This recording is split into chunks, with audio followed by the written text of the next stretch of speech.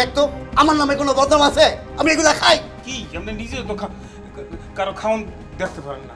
আচ্ছা ঠিক আছে শোন, তুই শিল্পী মানুষ, মাঝে মধ্যে এগুলা খাস ঠিক আছে। শুনছি এগুলা খাইলে নাকি শিল্পী কণ্ঠের খুব উপকার হয়, খুব সুমধুর গান বের হয়। তা ওই আসর টাসরে যখন বৈশাখ গান টান গাছ তখনকার জন্য ঠিক আছে। এই তো গানের আসর টাসর হইলে আমার একটু ডাকিস। তো মামু সমস্যা হয়েছে কোন জায়গায়?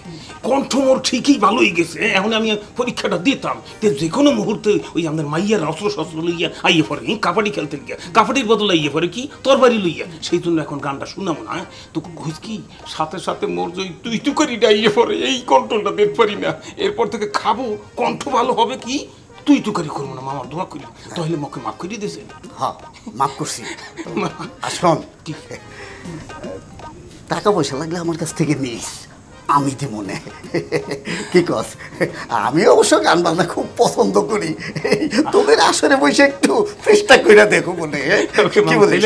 মোরা দুইজন এই একসাথেই চাকরি কর মানে। তাহলে যাই কে মামা, হ্যাঁ তাহলে কি মামি জানবে না? আচ্ছা ঠিক আছে।